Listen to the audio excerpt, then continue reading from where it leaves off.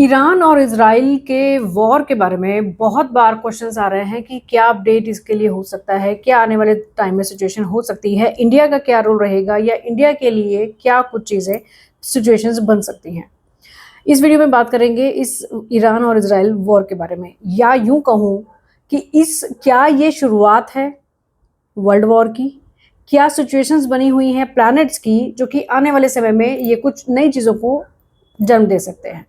नमस्कार, जय श्री राम, बहुत स्वागत। मैं हूं एस्ट्रोलॉजर अपर्णा शर्मा, आप सभी के साथ आज के इस इंपॉर्टेंट वीडियो में बात करेंगे होने वाले वर्ल्ड वॉर के बारे में, जो कि पॉसिबिलिटी बहुत ज़्यादा बनी हुई है। सबसे पहले समझेंगे कि क्या प्रेजेंट टाइम में सिचुएशंस बनी हुई हैं प्लैनेट्स की। इसके बाद हम बात करेंगे ईरान और इजराइल दोनों के बर्थ चार्ट की कि क्या कहती हैं, दोनों की ग्रह सिचुएशंस क्या बनी हुई हैं।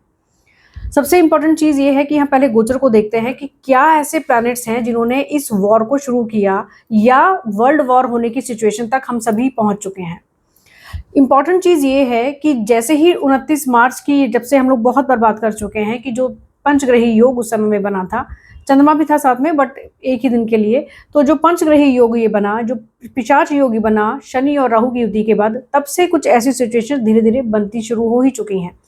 अब इस प्रेजेंट टाइम की अगर हम बात करें तो जब से गुरु आद्रा नक्षत्र में आए हैं, जो कि राहु का नक्षत्र है, और साथ साथ में अस्त हो चुके हैं, यहाँ पर मंगल की इंपॉर्टेंस बढ़ गई क्योंकि उन्होंने भी साथ ही साथ में 6 जून को गोचर किया, जो कि केतु की युति में आकर 5 नंबर यानी कि सिंह राशि में, अग्नि तत्व की राशि में जब आकर बैठे हैं, तो मंगल अपने पूरे अग्रेशन में है, पूरे अपनी जो उनकी नेचर है उस पूरे फुल फॉर्म में है। सामने बैठे हैं राहु, जो कि इस चीज़ों को बढ़ाने का काम कर देते हैं। अगर हम जब भी कभी आग और हवा की बात करते हैं तो ये दोनों मिलकर एक आग को कम नहीं करेंगे, बढ़ाने का काम करेंगे। तो यहाँ इन दोनों ही ग्रहों ने ये काम किया, एक अग्नि तत्व और एक वायु तत्व। इन चीज़ों को अगर हम मिलाकर देंगे तो वॉर जैसी सिचुएशन तो बननी ही है। बात करते हैं शनि की। मंगल और शनि का षडाष्टक योग, ये अपने आप में एक खतरनाक योग होता है। षडाष्टक योग इवन नॉट ओनली मंगल या शनि, अगर हम किसी भी ग्रहों का अगर ऐसा योग बनता है तो वो दोनों एक दूसरे के लिए घातक हो जाते हैं। अगर हम पर्सनल कुंडलियों की बात करते हैं जहाँ पर हमें प्रेडिक्शंस या एनालिसिस करना होता है, तब भी ये फॉर्मूला लगता है। और यहाँ पर अगर हम गोचर की बात करें तो शनि और मंगल का षडाष्टक योग पूरी देश दुनिया के लिए कोई अच्छी चीज़ नहीं है। मंगल केतु की युति में है, तो यहाँ पर नेचुरल कैलमिटीज, कोई भी नेचुरल आपदाएं होना संभव है, आग से रिलेटेड किसी दुर्घटनाओं का होना संभव है, एक्सीडेंट्स का होना संभव है, क्रिमिनल एक्टिविटीज, मंगल, शनि और राहु, ये तीनों प्लैनेट्स का जब किसी भी प्रकार से रिलेशन बनता है तो क्रिमिनल एक्टिविटीज कहिए, वॉर की सिचुएशन कहिए या अग्निकांड का होना कहिए, ये चीज़ें काफ़ी हद तक तय हो जाती हैं। तो ये तो गोचर की बात रही। अब इम्पॉर्टेंट चीज़ ये है कि क्या ये सिचुएशन कॉन्टिन्यूस रहेगी, क्या इसमें ये वर्ल्ड वॉर में कन्वर्ट हो जाएगा। तो एक खास चीज़ नोट करने की ये है कि यहाँ ईरान और इजराइल के अलावा और कुछ कंट्रीज हैं जो कि डायरेक्ट और इनडायरेक्ट इस वॉर में पार्टिसिपेट करेंगी, जो कर भी रही हैं। इसमें से सबसे पहले चाइना का नाम तो आता ही है, तुर्की आ जाती है, यूएसए आ जाता है।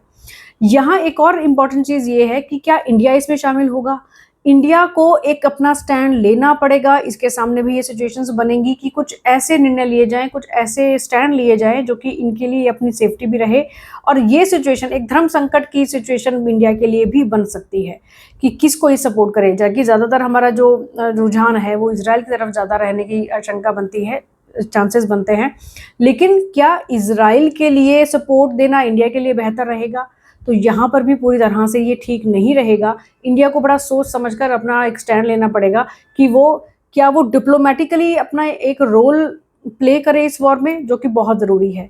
अगर केवल हम इजराइल की बात करते हैं तो इजराइल के बर्थ चार्ट में भी कोई बहुत अच्छा टाइम ये नहीं है।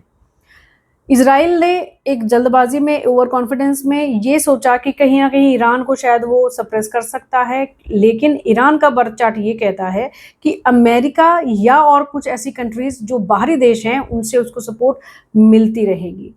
जब जुपिटर की बात हम करते हैं तो ईरान की कुंडली में जुपिटर की महादशा, हाँ राहु की अंतर्दशा जरूर है, तो यहाँ पर वॉर उसके लिए भी शुरू हुआ। लेकिन राहु क्या है, कहीं ना कहीं वो परमाणु बम की बात करें, वेपन्स की बात करें, न्यू टेक्नोलॉजीज की बात करें, तो यहाँ राहु ईरान को ये चीज़ों की सपोर्ट भी मुहैया कराएगा। तो ईरान कोई बहुत हम उसको कम आंकने की गलती हमें किसी को भी नहीं करनी चाहिए कि क्या वो सप्रेस हो जाएगा या वो दब जाएगा। मुंह तोड़ जवाब देने को ईरान भी इस समय में पूरी तरह से तैयार है।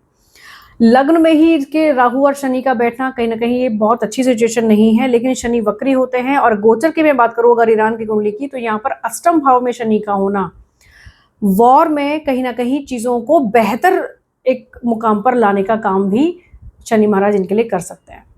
इंपॉर्टेंट चीज ये है कि 13 जुलाई को शनि वक्री हो जाएंगे, जो कि इन चीजों को बढ़ाने का काम कर सकते हैं, जिसमें बहुत से देश शामिल होंगे। लेकिन क्या ये वर्ल्ड वॉर में सिचुएशन पूरी कन्वर्ट हो जाएगी? तो ये पूरी तरीके से जरूरी नहीं कि 2025 में ही ये चीजें हो जाएंगी। कोई ना कोई ऐसी घटनाएं छुटपुट चलती रहेंगी दो कंट्रीज के बीच में। बाकी के देश जो हैं अपना डायरेक्ट इनडायरेक्ट इसमें रोल पार्टिसिपेट करते रहेंगे। लेकिन इंपॉर्टेंट चीज जानने की यहाँ ये भी है, 6 जुलाई भी अपने आप में एक इम्पॉर्टेंट डेट है, क्योंकि इस दिन गुरु उदय हो जाएंगे। और एक बात को हमेशा आप लोग कभी भी नोट करिएगा कि जब जब भी गुरु अस्त होते हैं तो ऐसी कुछ नेगेटिव चीजें, नेगेटिव न्यूज ज्यादा सुनने में आती हैं। और जैसे ही 6 जुलाई के आसपास का जो समय रहेगा, उस समय में इंडिया की, यूएनओ की और साथ ही साथ में कुछ यूरोपियन जो कंट्रीज हैं, यूरोपियन यूनियन जो है, उनका एक रोल सामने आएगा। उनके कुछ ऐसी कोशिशों से इस वॉर को शांति की तरफ भी ले जाने की कोशिशें पूरी रहेंगी।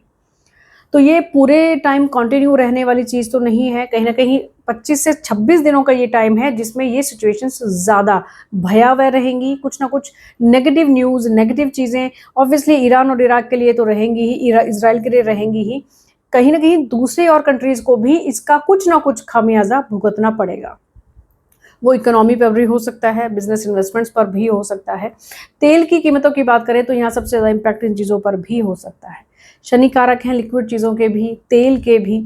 तो यहाँ ईरान का ये सबसे इंपॉर्टेंट रोल रहेगा। कहीं ना कहीं इस चीज़ को लेकर भी ईरान का पलड़ा भारी रह सकता है।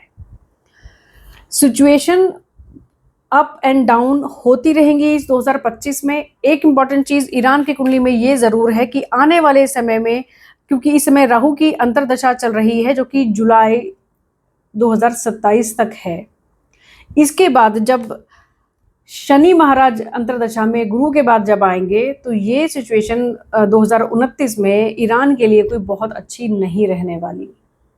लेकिन प्रेजेंट टाइम में हम ये कहें कि क्या इजराइल पूरी तरह से ईरान को खत्म कर देगा, तो ऐसा पूरी तरह से 2025 में संभव नहीं दिखता है। बाहरी देशों से ईरान को कोई ना कोई सपोर्ट मिलती रहेगी, जो कि पहले भी मिली है। और इसमें यूएसए का बहुत बड़ा एक रोल रहेगा। इंडिया को बहुत सोच समझकर कोई ना कोई अपना रोल लेना चाहिए, कोई स्टैंड लेना चाहिए। जहां पर मैंने आपको पहले भी एक बात कही कि एक डिप्लोमेटिक रोल इंडिया के लिए लेना इम्पोर्टेंट रहेगा। और यही एक ऐसी चीज होगी जो कि इस वॉर को शांति की तरफ भी ले जाने का काम इंडिया, यूएनओ और यूरोपियन कंट्रीज कर सकती हैं आने वाले टाइम में। ओवरऑल अगर मैं बात करूं तो ये जो साल है ये चेंज की तरफ हम सभी को, पूरे देश दुनिया की अगर मैं बात करूं तो यहाँ ले जाएगा, क्योंकि नंबर्स के हिसाब से ये 9 नंबर है जो कि चेंज होगा इसके बाद, क्योंकि नंबर 9 तक ही है, उसके बाद नंबर 1 की काउंटिंग शुरू हो जाएगी, तो ये चेंज होगा। शनि की बात करें तो इस समय में मीन राशि में शनि है जो कि पूरा एक चक्र पूरा कर चुके हैं। अब एक ये चक्र भी नए तरीके से शुरू होगा, जबकि मेष राशि में जब शनि आएंगे तब हम देखेंगे कि एक नई शुरुआत 2026 से ही इन चीज़ों की शुरुआत हो जाएगी। प्रेजेंट सिचुएशन में डेफिनेटली हम सभी को अलर्ट रहने की जरूरत है। इंडिया को अगर मैं कहूं कि क्या सेफर साइड पर है, तो नहीं, यहाँ इंडिया के लिए भी बहुत सी चीजें ऐसी हैं जिसका हमें अलर्ट रहना है, सभी को सावधान रहना है। ट्रैवलिंग के लिए बात करें, आतंकियों की बात करें, नेचुरल कैलमिटीज की बात करें, कोई ना कोई वायरसेस की बात करें, ये सभी चीजें हैं जो पूरे देश दुनिया में, इंडिया की नहीं पूरे देश दुनिया में इन सब चीज़ों का खतरा पूरी तरह से मंडरा रहा है। सबसे अच्छी चीज़ ये है कि क्या हमारा इंडिया सही पोजीशन में रहेगा, तो यस, इंडिया की पोजीशन काफ़ी हद तक सेफ है। इवन इंडिया और पाकिस्तान की हम बात पहले कई वीडियोस में, इवन पॉडकास्ट में कई बार कर चुके हैं कि इंडिया कहीं ना कहीं लीड करने की पोजीशन में ही है। ग्रहों की बात करें तो भी, अगर हमारे लीडर्स की बात करें तो भी, तो 2026 तक कोई ज़्यादा ऐसी घबराने वाली बात इंडिया के लिए तो नहीं है। हाँ, अलर्ट हम सभी को रहना है। डिप्लोमेसी कहीं ना कहीं इंडिया के लीडर्स को ज़रूर ध्यान में रखनी होगी। हो सकता है कि इस वीडियो पर बहुत से कुछ ऐसे कमेंट्स भी मिलें जो कि कईयों बार बहुत से और वीडियोस पर भी मैंने देखे, लेकिन इसके बावजूद अच्छी चीज़ ये है, हमें तो अपने प्रेडिक्शंस जो आइडिया हमें ग्रहों की सिचुएशन से लगता है उसको आप सभी के साथ शेयर ज़रूर करना है, क्योंकि सभी को जानने की जिज्ञासा रहती है कि इस सिचुएशन में आगे क्या कुछ हो सकता है। तो अच्छा, अगर वीडियो आपको लगे तो ज़रूर शेयर और सब्सक्राइब ज़रूर कर लीजिएगा, लाइक ज़रूर कीजिएगा, और आपको क्या लगता है वीडियो सुनने के बाद, या क्या कुछ ऐसी सिचुएशंस बनती हुई नज़र आती हैं आपको भी, आपका आकलन क्या कहता है, कमेंट सेक्शन में ज़रूर बताइएगा। अभी के लिए आगे दीजिए। नमस्कार, जय श्री राम।